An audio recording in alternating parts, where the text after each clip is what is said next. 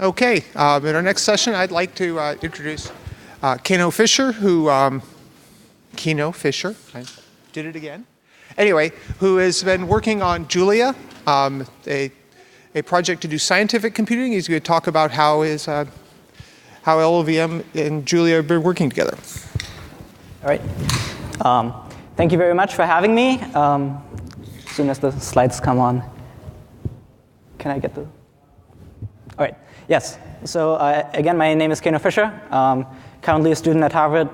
The Julia project is mainly based at MIT, and I'm going to be talking about what we've been working on for the past couple of years. So there will be two parts to my talk. The first part, I would like to introduce Julia, the programming language. And obviously, it's a programming language, so I won't waste time on Hello World, but I'll try to show you what's different about Julia and what makes Julia good for scientific computing, but not only for scientific computing, but for computing in general. And then, since this is LLVM Dev, the second part of my talk will be a brief introduction to the code gen, high-level overview of how we go from Julia code to LLVM and how we use LLVM as part of Julia.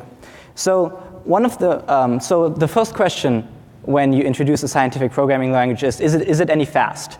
And well, here's some benchmarks. Julia is in the left column. This is a log scale plot. So yes, we're fast. But I really want to spend the rest of this talk trying to convince you that being fast is not what we're all about. Being fast is something that emerges from the way we do things, and being fast is something that you need for scientific computing.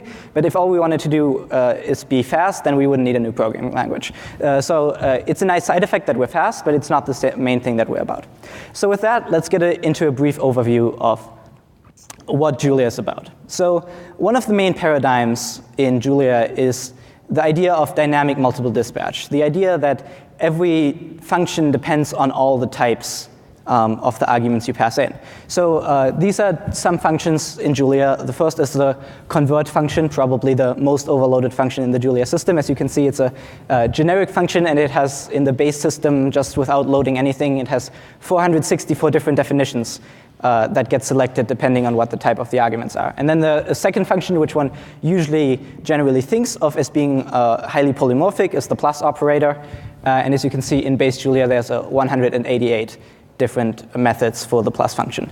And we have this convenient which macro that for any argument to a function, you can just write the call and it will tell you which method is selected. And this is all implemented purely in Julia. So as you can see, if we wanted to convert in 1 as an int64 to float64, it would choose the convert method at float.jl line 21, and the plus between a float and an int selects actually a more generic function that dispatches based on the number type, which is a common supertype of both of them, and it's something called promotion.jl, which I will go into what that is later. So let's take a basic example of basic dynamic dispatch. So let's say here we have this function f. If the first argument, so the first is a generic fallback. If either argument is unconstrained, it can be anything. The : any is how we do type annotations. In this case, any just means any type. Any is implicit, but if you want to have more specific annotations, say in the second example, both are a number. And in Julia, we have a type hierarchy of abstract types, and the leaf types are concrete. So that means we don't have structural inheritance, so that's something we may do in the future. We haven't missed it so far that much, but so in the type hierarchy, we have concrete types that have fields, and everything else is above that as abstract. So number, as I mentioned, is the abstract type that's common to everything that's number-like, so floating point, integers, rational numbers, all that kind of thing. So that's the second example. The third example, a number, the second thing can be anything. Fourth method, first can be anything, second is a number, and this last one is rather specific. If both are an integer, and integer is also an abstract type that is nested below number, but that's a common supertype of things such as int32, int64, any other integer type. Big ints, for example, would fall into that category as well. So basically, if you call this function, it does what you would expect. Floating point and integers, if you pass them in both numbers, then if you pass in a number and something, it gives you the second A as a number. If you pass in 2 integers, it gives that. And then in the last example, if you pass in a string and an array, it didn't match any of the more specific ones, so it goes to the generic fallback and gives you the returns the fallback. So we have this function called methods, which for any function you pass it, it basically tells you all the different methods and what their types are.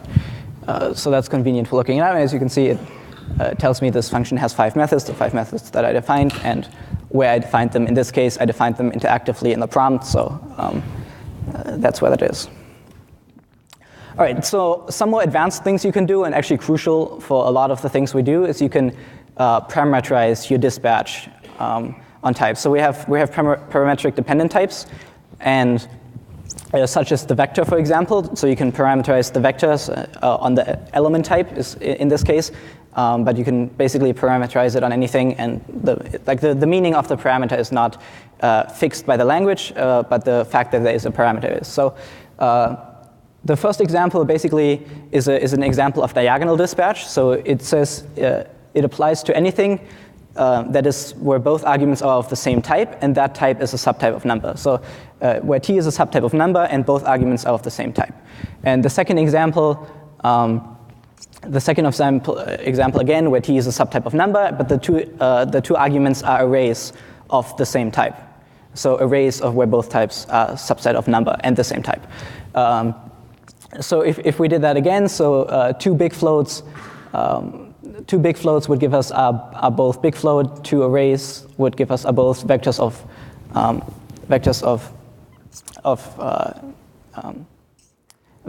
float 64 in this example.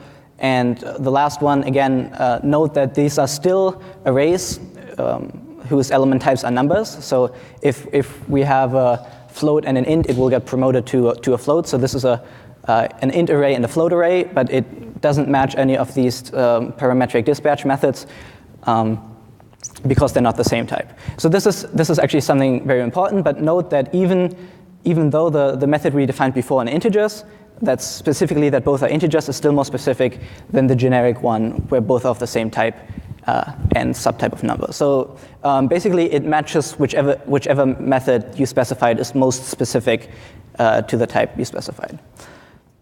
Okay, so that's nice. That's a nice primitive to have. But like, how does this come back to the performance I mentioned at the beginning? And one of the ideas is that you can write a generic implementation of any function. Like, say this is computes a determinant of a matrix. So it's anything that's an array with elements in type T, and so our arrays are also parameterized on the rank of the tensor. So it has 2 dimensions, so it's a matrix.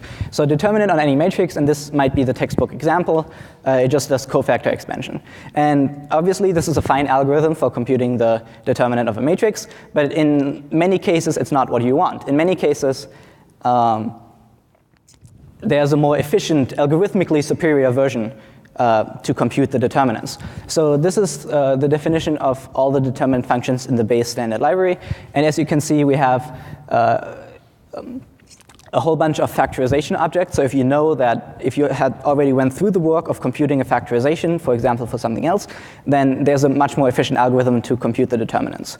And we also have a more efficient version of the determinant on a general array of, say, floating points, and the algorithm for that might just be calling out to BLAS and having it give you the determinant. But the idea is that you can easily substitute in more efficient, algorithmically superior versions of your functions if performance becomes a problem. All right. Now, I want to spend a bit of time to talk about numbers, because obviously we want to do scientific computing, and in a lot of languages, numbers are specialized, built in, all of that, special case in the compiler so you can get acceptable performance. But in Julia, we actually don't do any of that.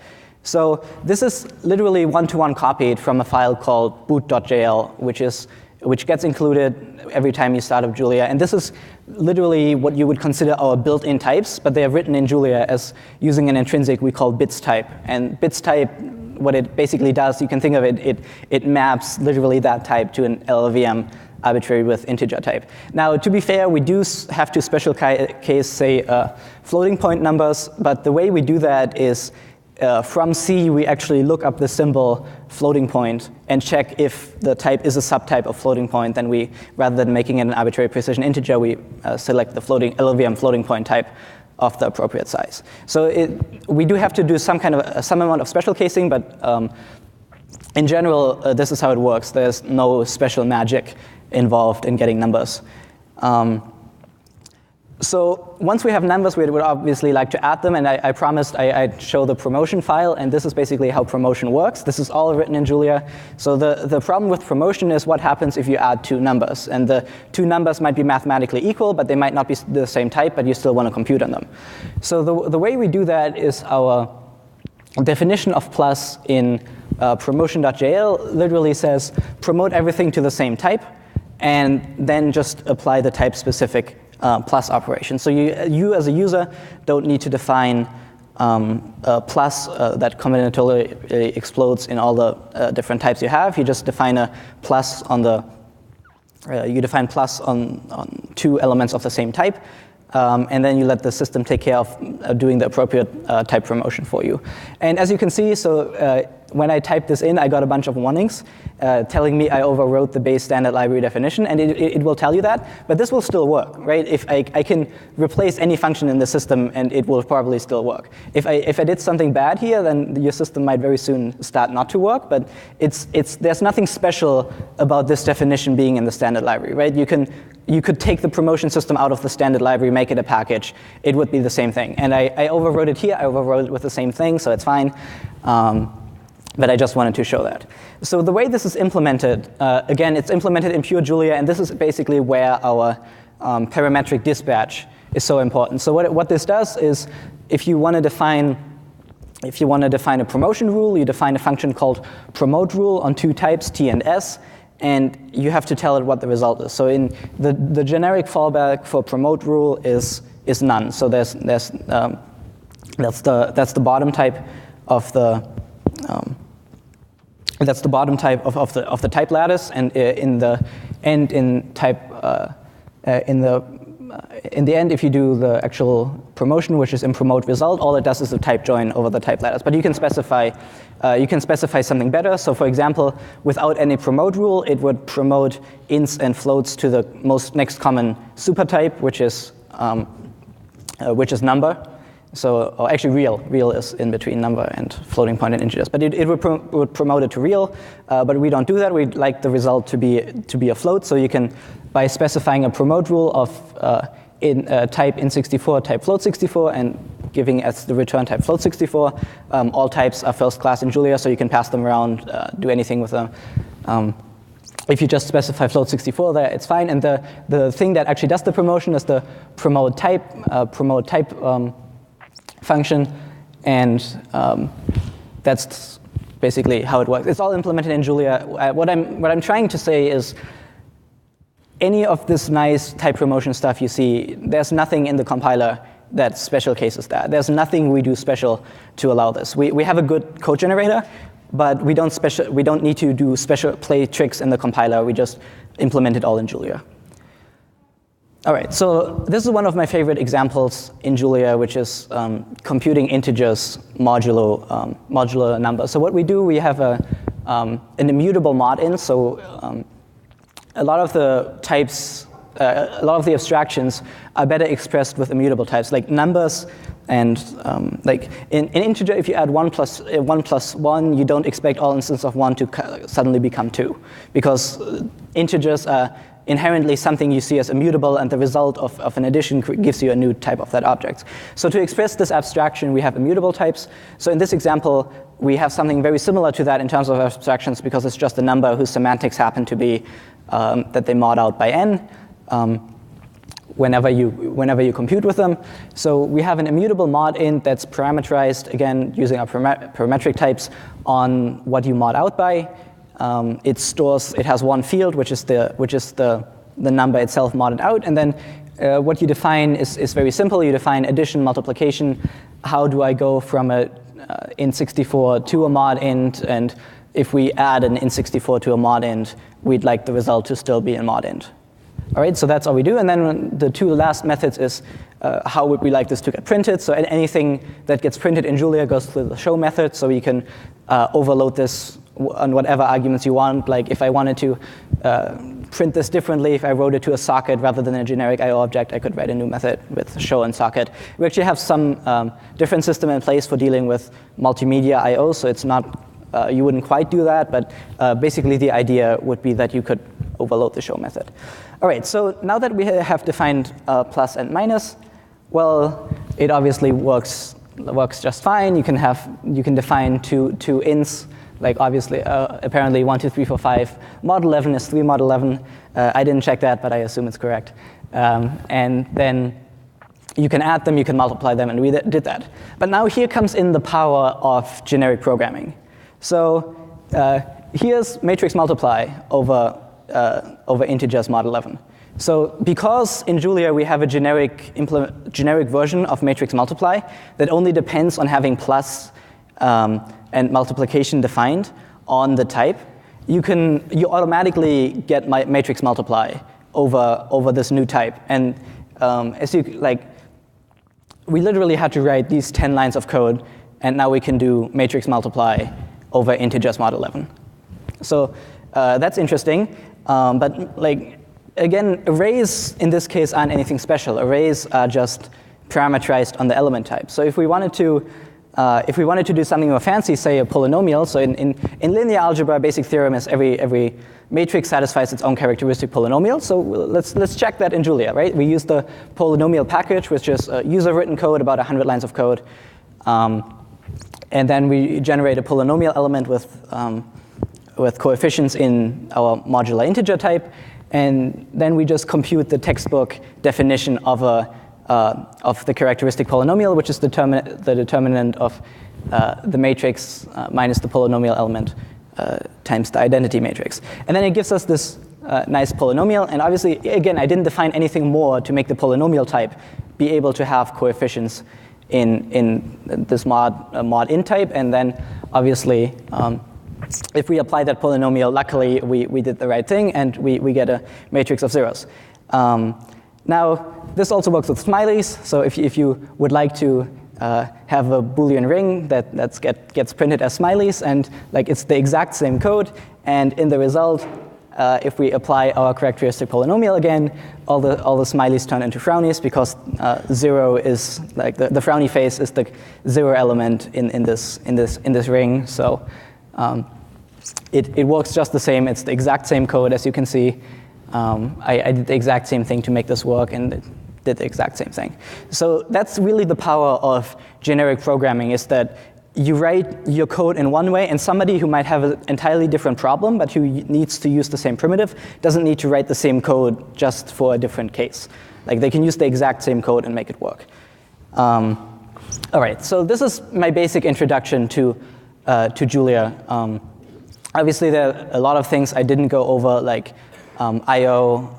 Our I/O system is based on Node.js's libuv for asynchronous I/O, and we have cooperative coroutines that work nicely with that. So our programming model for I/O is basically you write serial I/O, and then we automatically do asynchronous I/O in the background and basically deschedule your coroutine until the I/O is done.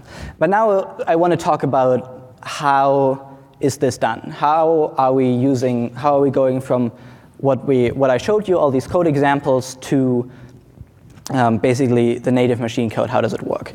So again, let's consider our modular integer example, and then obviously I promised we'd see LLVM. So this is the LLVM IR that got generated behind our backs.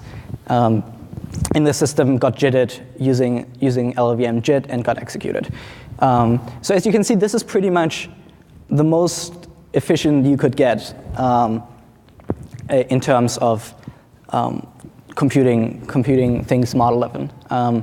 If you wanted to write the same thing in C, the generated LLVM IR would look very similar to that. So what I want to do in this section of the talk is I want to explain how do we go from these two. How do we go from basically specifying something at the prompt to LLVM IR? And obviously, you can also go to native code, and we have a function that allows you to dump the native code of anything that gets generated, but I'll leave the how to go from LLVM IR to native code to everybody who works on the back ends, and won't spend too much time on that. So this is basically the LLVM IR. So the first part, obviously, is parsing an expression. So in Julia, expressions and the entire AST is also a first-class object. So you can pass it around, you can manipulate it, and this gives rise to a very powerful macro system that we use all over the place when things aren't are repetitive to write manually, and we can use the macro system, or for things like DSLs and everything you would, say in Lisp, use a macro for, we can do the exact same thing. So let's look at this. We have, say, a polynomial that's just an expression. So the colon parentheses captures the expression that's inside it, and then we splice that expression into a function called evaluate a polynomial a, and then we splice that in. And if we evaluated this, this would define the function evaluate a polynomial with the exact expression spliced in, where using the $sign we spliced it in for poly. So if you want to have a closer look at what happened, this is basically the AST representation. We dumped it, and it's a fairly standard AST. There's not much about it, but this is all. You can access this in Julia and move it around. So now that we have this expression, let's evaluate it. So just call eval on the expression. This is not eval on a string, so it's not as bad. If you wanna do eval on a string, you have to first pass it and then pass it into eval. We discourage use of eval. Obviously, the way to do code generation is to use a macro, and that transforms the appropriate expression. But we have eval if you want to use it. And in this case, I evaluated the expression I constructed, and all it did was define my evaluate a polynomial function, which I programmatically constructed inside the expression.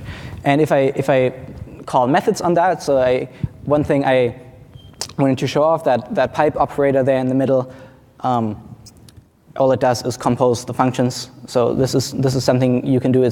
So functions, again, also higher level objects. So pipe just takes whatever's on the left side and passes at the first argument to the right-hand function. And it's an operator defined on two functions. So in a lot of these things are first class and can be, you can use them yourself. And if we look at the result of these, if we look at the result of this evaluation, what the methods are, there's the one method that we just defined. And one thing to note, though, is that usually you see like where it's defined. In this case, it's defined nowhere. It was just passed to eval, so there's no file information there. That's one thing that's noteworthy about the difference.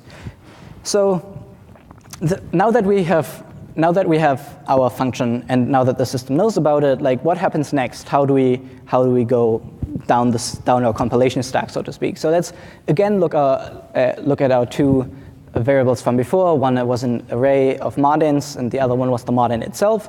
And say this is called code lowered, which basically gives us a lowered representation of this AST. This is something that gets done in the front end before any type information gets in. And the parser and the lowering to the lowered AST is actually written in Scheme, and that gets done directly in the parser. And in this case, both of them are the same, because obviously, as I said, no type information goes into the lowered AST. But why do we need to pass in the type information? Well, if you defined evaluate a polynomial differently for a mod int rather than an array of mod int, the second type parameter selects the method. And as you can see, it's actually an array of, so what code lowered returns is an array rather than just the AST. And the reason for that is if we did something more generic than a concrete type, you would get an array of all the matches of all functions. And this, you can see that this would obviously be problematic if at runtime types could have non-concrete types, because then there might be multiple methods that are applicable. But since all of our types at runtime need to be concrete and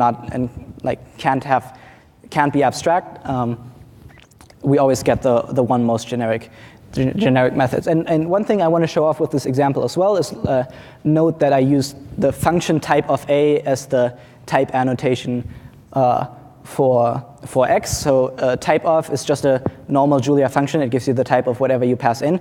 So it doesn't have to be a literal, right?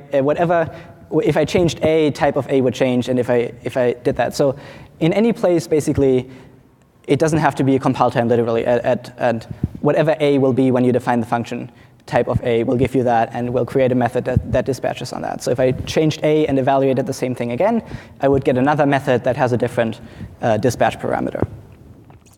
All right, so one thing about the lower form that's really, really nice is that it's basically flat. So we basically flat out all the branches and turn them into essentially go-tos. And this obviously maps very nicely onto LLVM basic blocks. So basically, in the code gen itself, we don't deal with all the branches anymore, but we just deal on the low at AST, do all of the types that come in later that I'll talk about in a minute.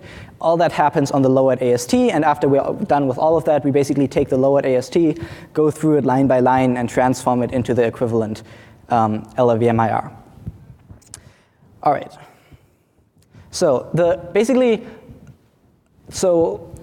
one of the questions obviously is so this is obviously very standard for programming language. So what's the secret sauce in why this is fast? And I would say it's what we call type inference. So what we do is we aggressively specialize all of your methods depending on whatever the method is selected. So if we can statically prove all the types in the system, you will get essentially a specialized version of all your calls that can be inline, can do everything like you would do in C. So if you have a method that works on any numeric type, if we know that it'll always be an int throughout, we'll lower it to LLVM IR that operates on ints. So type inference is entirely written in Julia, and you can also introspect it using the code type function. And as you can see now, there's suddenly in the AST there's type information. So in this case, our example on evaluate a polynomial of an array of a mod int, like after every call and for every argument, it annotated that the type of the argument and the result of the call will be an array. So it knows that the entire result of the function will be an array, and it knows that everywhere in there it'll be an array, so it can generate the appropriate code to deal with arrays in those various points and doesn't have to check, well, is it suddenly an integer? Because it knows that that can't happen.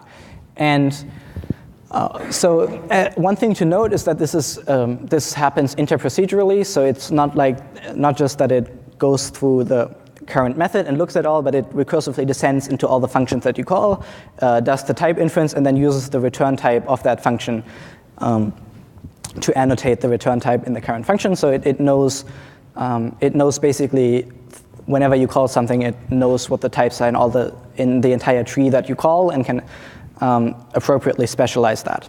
So a little more complicated example. Obviously, the first example is boring. Everything stays in array 64. But if we go before, if we put together some of the things that we had before, evaluate a polynomial again will give us an array of mod int, and then if we do determinant on that, it knows that the result of that will just be a mod int, so it reduced from an array to a mod int, and then a more complicated function that we had before, which returned either an int64 or a symbol, depending on what the input was. It actually knows that the result will be either an int64 or a symbol. So we have union types in Julia as well, and union types are just as first class as any other type. You can use them for dispatch, so you can specify something is either an int or an int or a float, but nothing else, by using the union type. So it annotated that it's a union type, and we can use that in our optimizations in the code gen to appropriately do that. So obviously, now comes the interesting part. So we went from pass to the low at AST, which I mentioned before has the nice property that it's entirely flat, and we can just basically go through and one-to-one lower it to LLVM IR. So So if we again look at the LLVM-IR of this evaluated polynomial function, what happened was all the additions, all the multiplications got lowered into the appropriate multiplication and addition and left shift, and obviously there's all the srems in there that were inline from the constructor of the mod in type. Like recall that the mod in type was basically constructed a new mod in type of k mod n, so all the srems in here are that, and basically the way we represent this mod in type in LLVM from Julia is we have a LLVM struct type with one field, which is the int that was our one field in Julia. That gets passed in, then we obviously do extract value of that to get the int64, do all the operations, and then we pack it back into an LLVM struct type and return. And so obviously if we know the types are concrete, and if we know everything that happens, we can generate this extremely pretty LLVM-IR. Now I don't want to lie if we can't, and if we have boxed values on the heap rather than on the stack, it looks a little more complicated. We also have a GC, so we need to do GC roots, which is basically the first couple of things in that function. But I want to point out that even if we in the presence of heap allocated values, if we look at the native code that's generated, all it basically does is do a bunch of setup and then call the appropriate functions. So all these call instructions in here just call the appropriate multiplication addition on array that implements the appropriate addition algorithm. It might be a bit smarter. It might do partition, but so the key thing is that in Julia, even whatever code you write will be just as fast as whatever the system writes. And if there's an implementation of like plus on an array that somehow has a magic plus algorithm that makes it faster, it will just use that here. But in many other languages, plus on an array would have to be implemented in C, and the fact that plus of an array takes a lot longer than your code would make it appear as if it's fast. But in Julia, code you write is also extremely fast. And plus of an array is implemented in Julia. We don't need to implement in C to get the same performance. So what I want to point out with this example is it might not look as pretty in the IR form, but it still generates efficient code. And at worst, obviously, it needs to do an additional pointer deref to get the boxed heap value, and then the pointer to the blob of memory inside that box. But if you look back at the benchmark numbers, like we're within 1x to 2x C. So 2xc is one of these places where you would get that. And there's some pathological cases where it's a little worse than 2xc, but on average, and obviously the micro benchmarks that we had, a lot of the real world benchmarks that people have done, we're usually within that range. And this is one of the reasons that user specified code is also extremely efficient, and we don't have to rely on writing things in C. All right, and obviously I've been speaking about calling out to C and Fortran, like calling BLAS for matrix multiply, and this is how you do it. There's a function called ccall, which you pass the symbol that you want to pass, the return type, and then the last parameter is a tuple of the argument types. In this case, getPit doesn't take any arguments, so it's an empty tuple. If it did, you would specify the Julia types that correspond to the C types, and Julia types essentially are a superset of C types, you can think of it, because obviously we have all the inbuilt int64 and so on, and we can construct immutable types which correspond to C structs. So you can basically call any C functions directly from Julia without having to go through something like swig or something that generates you bindings in the function. So this is how we call any C function, and obviously it works just like that. Apparently when I ran this, my PID was 47542, and if you want to look at the LLVM code, it is trivially what you would expect. It's a call to an I32 of getPit. So now for the last 2 or 3 minutes that I have, I want to talk a little bit about integrating LLVM with Julia. Obviously, Julia uses LLVM internally. This is something that's not on master Julia yet, because we're in a feature freeze for 0.2, which will be released within the next couple of days. But this has been living on a branch for about 3 months, and it's relatively stable. So what you can do is just, obviously we have LLVM. It's very easy to just do inline LLVM-IR. And one example of why you would want this is if you want to exploit LLVM intrinsics that might not have a nice mapping yet in Julia. For example, this example is SIMD types. Obviously, if you have a SIMD vector of four N64s, you would like to, if you know that the platform supports it, and if we aren't able to do that in Julia, maybe if you really, really, really need the performance, you would want to do this. Now, we don't expect you to do this. Like, we don't expect you to have to do this for performance. We expect if you do add on a tuple, we will automatically do this. But this is something that's interesting about how to integrate LLVM. And obviously, from the previous example, the native code would just use the appropriate SIMD instructions. Now, this is pretty much the end of my talk. All the source code is available on GitHub, Julia Lang Julia. There's 2 mailing lists, Julia Dev at Google Groups for basically development-related discussions, and Julia users for mostly the user-focused discussions. All right.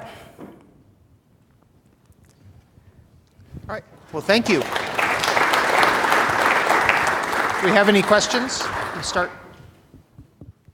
Testing 1, 2, 3. Great. Keno, have you done any work on complex number support? Yeah, complex numbers work just fine. So we have an outstanding bug that's fixed on a branch, but not in 0.2 yet, where complex numbers aren't passed correctly to C on certain platforms, mainly because complex numbers are special cased in the ABI, and LLVM's calling convention support is somewhat weird in that respect. I'll probably send an email to LLVM Dev about that soon and see if we can get some discussion going. But yes, complex numbers work. They work in Julia. On most platforms, we added the support for the calling convention correctly, so you can do it. There's a branch that does it correctly on all platforms. To do it correctly, you need to do the classification correctly on x86-64, for example, of the register types. Okay, my question is not pretty directly related, but still.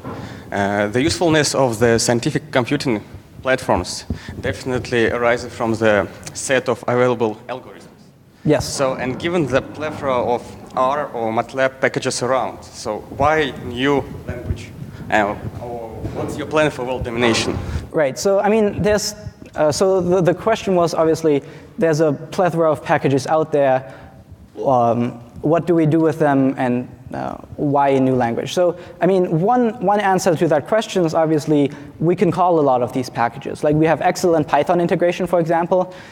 Stephen Johnson at MIT wrote a package to call Python. So if you have your favorite scientific SciPy, NumPy library, you can just call it. I do it all the time for optimization functions in SciPy that are not written or not available in Julia yet. So you can easily call Python. We have interfaces for R. We have people extensively using Julia in a very MATLAB-focused environment by implementing it as a MEX and then using Julia code mainly and calling out to legacy MATLAB routines. And we think that